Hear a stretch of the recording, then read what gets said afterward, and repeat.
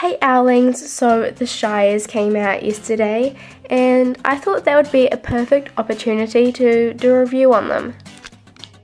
You probably already know that the Shires are quite big, but just to show how big they really are, I put mine next to my pony, my Morgan and my starter, and you can really tell that there is a big difference between them. From behind you can really tell the difference in the height and the bulk of the horses. The Shires are huge compared to the others and I really love that. So now looking at their markings and special features of their Shires, I love the feathers. I think that Starstable did a really good job on them. They look really natural and just super realistic to me.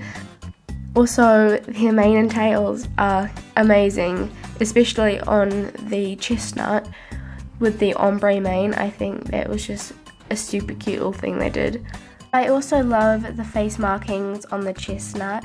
It's very unique and something a bit different, and I really love that. So now looking at their movements, the walk is nice, very active walk. The trot is a bit uppity for a heavy horse in my opinion, but still very cute. Canter is nice and even. The rider doesn't look as stiff in this canter than the Morgan's canter.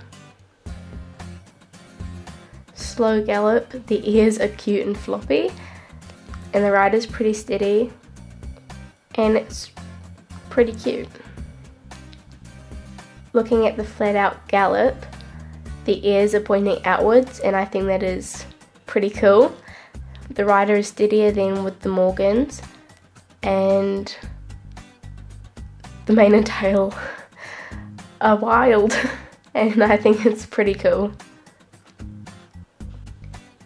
Looking at the rear, it goes out of the screen a little bit, and I don't mind that. Some people might, but I think it just shows how big they are. Jump, I find a little, I don't know, there's something about the jump I don't find amazing, but it's a jump, so hey.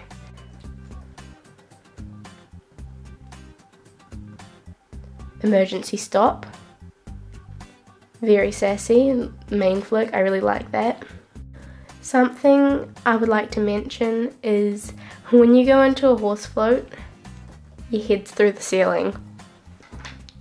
So, I don't know, I don't really mind it, but it's just a little quirk that you might find when you go into the trailers.